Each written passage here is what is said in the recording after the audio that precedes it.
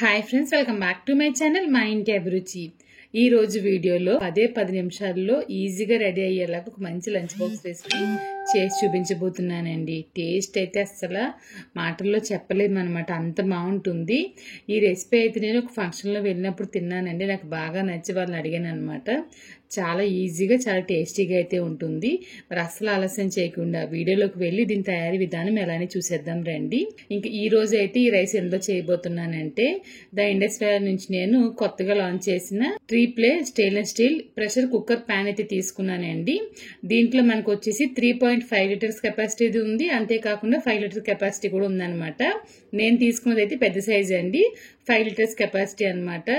Quality అయితే చాలా చాలా బాగుందండి. మనం ఇటువంటి రైస్ లాంటివి చేయడానికి కానివ్వండి. మామూలుగా వైట్ రైస్ అయితే 30 కిలో వైట్ రైస్ అయితే ఉడుకుతుంది అనమాట. లిడ్ కూడా చాలా బాగా ఇచ్చారు. ద ఇండస్ వ్యాలీలో మీరు ఏ ప్రొడక్ట్ తీసుకున్నా కృపా 12 అని చెప్పేసి నాకు కూపన్ కోడ్ ఉపయోగించారంటే కనుక వాళ్ళు ఇచ్చే డిస్కౌంట్ తో పాటు ఎక్స్ట్రా 12% డిస్కౌంట్ ప్రతి కుక్కర్ పైన ఉంటుందండి. ఈ కుక్కర్ లింక్ డిస్క్రిప్షన్ లో ఇచ్చాను, ఒకవేళ మీరు కావాలనుకుంటే చెక్ చేయండి. ఇక కుక్కర్ పెట్టిన తర్వాత ఆయిల్ వేసి కొంచెం గరం మసాలా దినుసులు వేసానండి. ఉల్లిపాయ ముక్కలు వేస్తున్నాను. ఉల్లిపాయ ముక్కలు కాస్త వేగిన తర్వాత పచ్చిమిర్చి వేస్తున్నానండి. దీంట్లో కారం ఏమి ఉండదు అనమాట, పచ్చిమిర్చి కారమే రైస్ అంతా ఉంటుంది. కొంచెంగా పుదీనా అనేది వేస్తున్నాను. పుదీనా అస్సలు మిస్ అవుద్దండి, ఒక 10 ఆకులు వేస్తేనే సరిపోతుంది. ఇప్పుడు దీంట్లో కొంచెంగా సాల్ట్ వేసి బాగా ఫ్రై చేయాలి ఉల్లిపాయ ముక్కల్ని.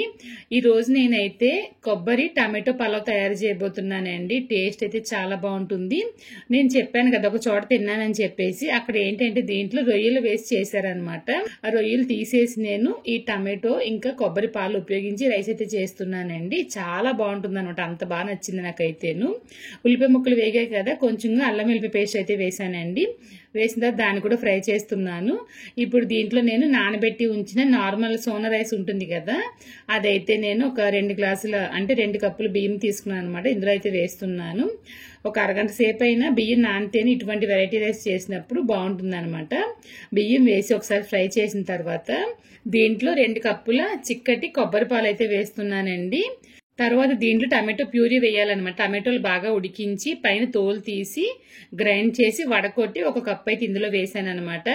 నేను వీడియో తీస్తున్నప్పుడు స్టోరేజ్ సరిపోక టక్కున ఆగిపోయింది అనమాట, నేను గమనించలేదు. అందుకని చెప్పేసి ఆ వీడియో క్లిప్ అనేది మిస్ అయిపోయింది. 2 కప్పుల బియ్యానికి 2 కప్పుల కొబ్బరి పాలు, 1 కప్పు టమాటో ప్యూరీ, 1 కప్పు నీళ్ళు అయితే వేసాను అనమాట. వేసిన తర్వాత ఉప్పు తగినంత వేసుకుని కలిపేసి ఎక్కువ మంటలో పెట్టి 2 నుంచి 3 విజిల్స్ రానిచ్చి ప్రెషర్ అంతా పోయిన తర్వాత మూత అయితే తీసి చూస్తున్నానండి. మనకి వీడియోలో చూడడానికి లైట్ కలర్ లో కనిపించింది కానీ మంచి రెడ్ కలర్ లో అయితే రైస్ అయితే ఉందన్నమాట. నేను చివరిలో ఫోటో కూడా యాడ్ చేశాను, చూడండి. ఒకసారి ఈ విధంగా ట్రై చేసి చూడండి, టేస్ట్ అయితే చాలా బాగుంటుంది అనమాట. ఇంకా ఈ రోజు మన ఛానల్లో టమాటో కొబ్బరిపాలు పులావ్ తయారీ విధానం ఎలా అని చూశారు కదండి. ఈ వీడియో కనుక మీకు నచ్చినట్లయితే లైక్ చేయండి, షేర్ చేయండి. మీరు ఇంకా మన ఛానల్ ని సబ్స్క్రైబ్ చేయకుండా వీడియోస్ చూస్తున్నట్లయితే మా ఇంటి అభిరుచి ఛానల్ ని సబ్స్క్రైబ్ చేయండి. ఫేస్బుక్ లోని ఇంకా ఇన్స్టాగ్రామ్ లోను ఫాలో అవ్వండి. ఇంకొక వీడియోలో మళ్ళీ కలుద్దాం. Thank you.